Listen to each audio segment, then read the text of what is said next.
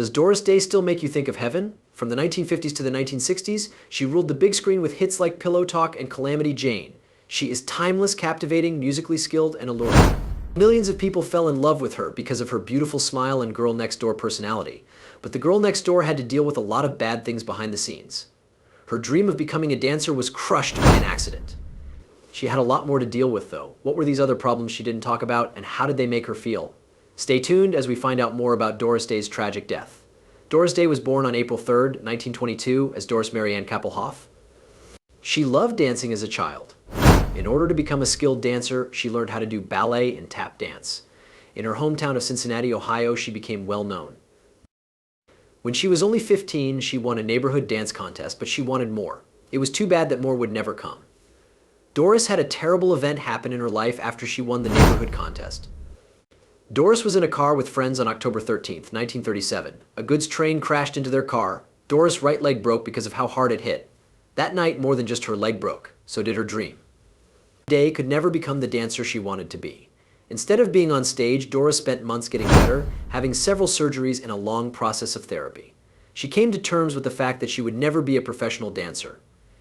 She was going through a rough time in her life, full of pain, doubt, and strangely hope. She started singing along with the radio to pass the time while she was stuck in bed, and that led her to learn something new about herself. Doris found out she could sing, and she quickly became deeply interested in it. Doris will never be a dancer, but that won't stop her from being great. It wasn't a surprise that Doris's life changed when she found a new love for music. William Kappelhoff, her father, did teach music and lead the choir, after all. Doris liked to sing along with sounds like Benny Goodman, Duke Ellington, Tommy Dorsey, and Glenn Miller when she listened to the radio. The artists in question were famous. Ella Fitzgerald's voice was the one that really caught her attention. Doris said that she used to listen to Ella quietly and imitate her sweet voice. Doris wasn't the only one who thought she could be a singer. Alma, her mother, agreed and set up for her to take singing classes with Grace Rain. Though Rain had only taken 3 lessons, she was so impressed that she told Doris's mother, Alma, that her daughter had a lot of promise, and said he'd teach her 3 times a week for the price of 1. Doesn't it inspire you? That's why you should also follow your dreams. Things get better for Doris. Watch out to find out what we mean. Doris got to sing on Carlin's Carnival, a radio show on WLW. Barney Rapp, the leader of the band, quickly became interested in her performances. Rapp told her she should change her last name to Day. The song Day After Day gave us the idea for this new name, and every day that went by, Doris' singing got better. In 1939, she started singing in big bands and did shows with Les Brown and his famous band. At this point in time, she met Al Jordan and almost lost everything. But we'll talk more about that later. Her first big hit would come in 1945.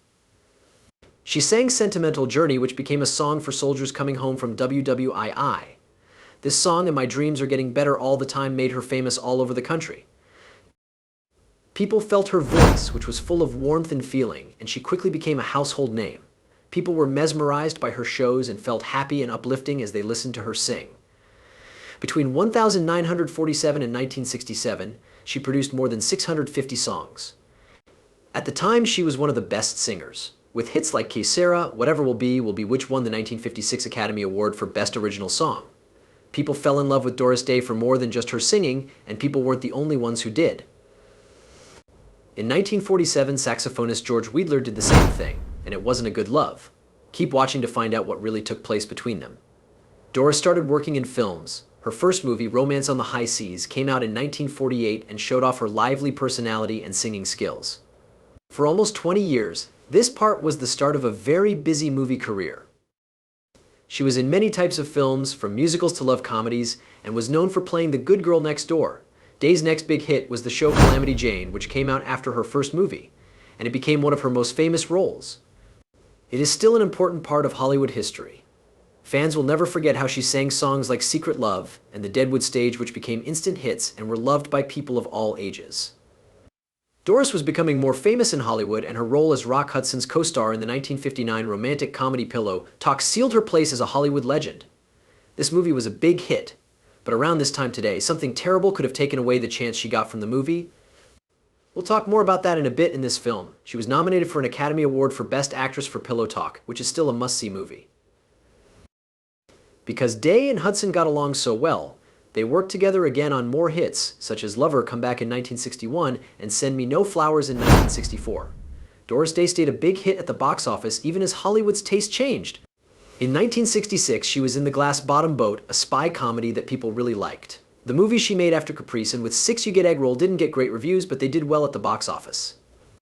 During the 1960s, Doris Day was always one of the 10 biggest movie stars. She even won the award for top box office female star 4 years in a row in the early 1960s. This is still the record. But being a big star didn't always help Doris. But Doris has had relationship problems since she was a child, not just after she became famous. Her first marriage to Al Jordan was a very sad and upsetting time in her life. What went wrong with that marriage? Doris met Al when she was only 16 years old.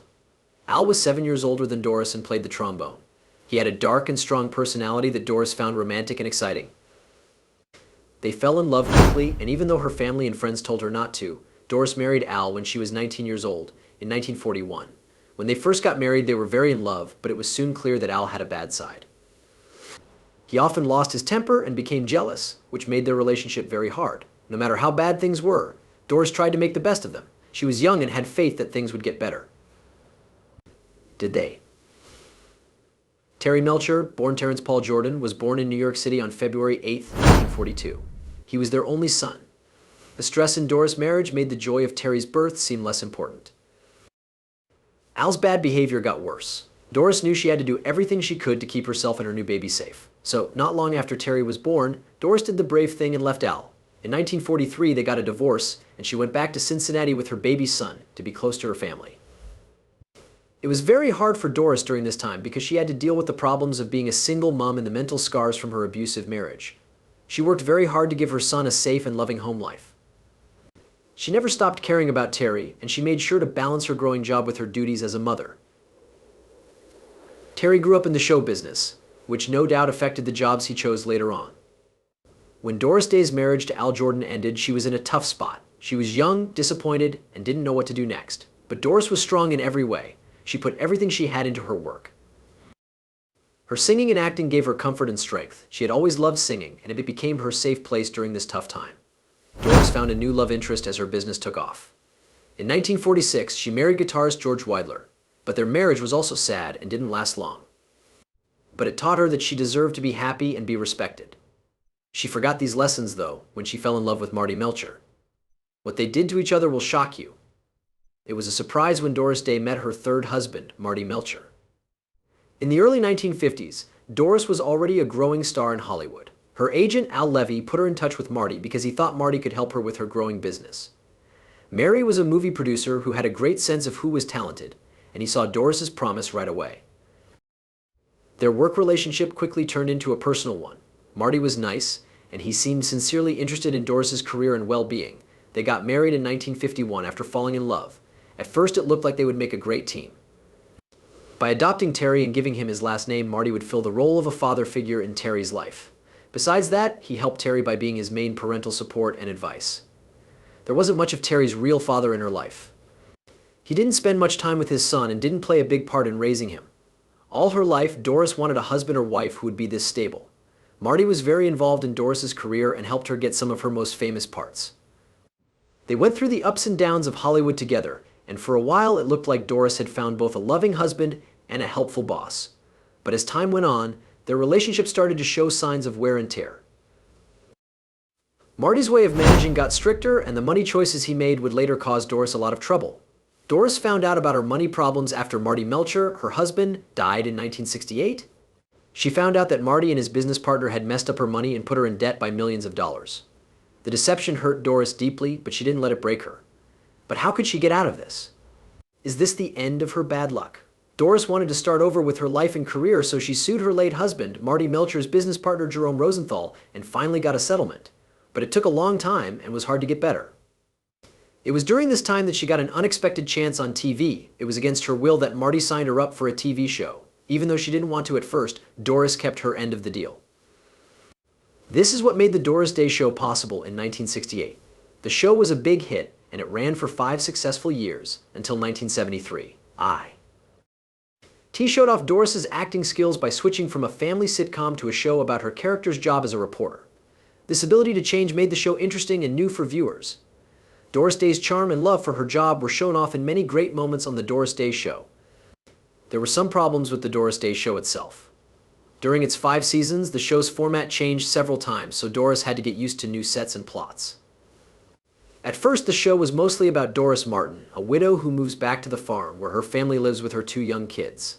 As Doris got used to living in the country, this setup gave her many touching and funny moments.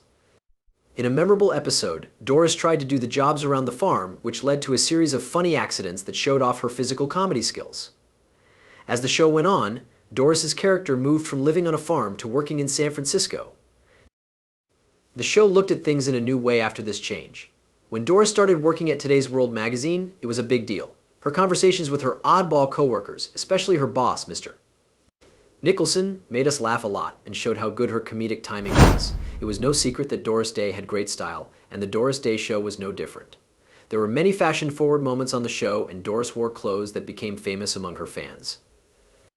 One scene that stands out was a fashion show where Doris's character wore different clothes and mixed humor and glitz. The show was also popular because it had a lot of guest stars and cameos. Notable guests on the show, such as Tony Bennett and Bob Crane, who added their own special charm to the episodes, can't help but be talked about. A lot of the time, these guest visits led to memorable songs and fun plot twists. It was also emotional at times on the show. Doris's character often had to deal with real-life problems like juggling work and family, which made a lot of people relate to her. In a moving episode, Doris helped a friend get through a hard time by being there for them and being supportive in a real and heartwarming way. The audience found Doris's character even more relatable and likable because she showed real feelings in these scenes.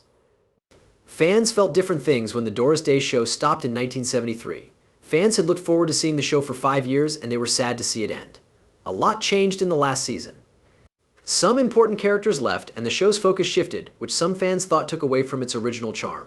Their homes felt safer with Doris Day around, and many people could relate to her character's journey from living on a farm to living in the city.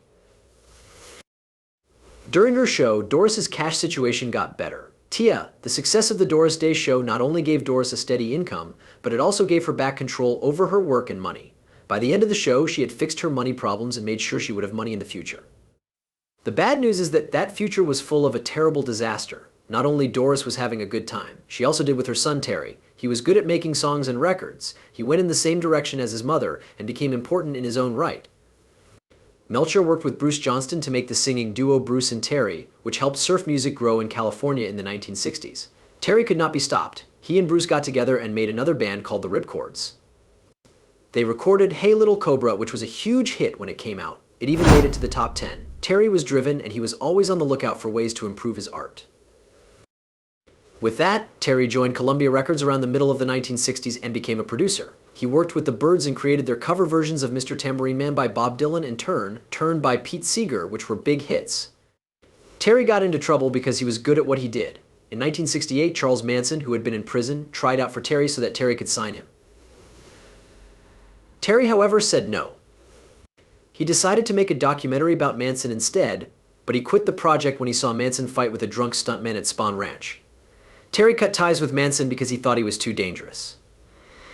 He left the house where Manson was living at the time and moved to Malibu. Terry didn't realize that he made a strong enemy. Manson watched Terry's every move and had one of his thugs leave a threat at his Malibu home. The new people who moved into Terry's old house were then killed by Manson's thugs in 1969. Terry got scared, hired a protector, and gave up on all of his plans. He became so scared that he thought he was going crazy and had to see a psychiatrist. Later, it came out that Manson killed the people who lived in Terry's old house to show Terry that he could do the same thing to Terry at any time. Terry was lucky to have survived that. But in 1997, he was told he had cancer. Even though surgery was used to remove the cancer, it came back in 2003. Despite his illness, Doris stayed a loving mother, always there to support and care for him. It was very clear that Doris loved her son very much. Not only were they mother and son, but they were also good friends and worked together. He passed away on November 19, 2004, which was sad. At 62 years old, after a long fight with melanoma, Doris felt a great loss when Terry died. He had played a big role in her life, both individually and professionally. They bought the Cypress Inn together, which is a cute hotel in Carmel by the Sea, California. In 1985, Terry also helped make the television show Doris Day's Best Friends. Doris and other people who knew him deeply felt the loss of his death. His death never left her until the very end. Doris Day had a wonderful birthday party with all of her family and friends. The event was happy, and she was said to be in a good mood, loving being with the people she loved. Not long after the party, though, Doris got a cough that wouldn't go away, which turned out to be asthma. This sent her to the hospital for a short time, but she soon got better. But Doris's health quickly started to get worse. In the end, the bronchitis turned into pneumonia, which is very dangerous for someone her age. And on May 13, 2019, Doris Day died quietly at her home in Carmel Valley, California. She was 97 years old. It was the end of an era when she died, but her gifts to entertainment will live on forever.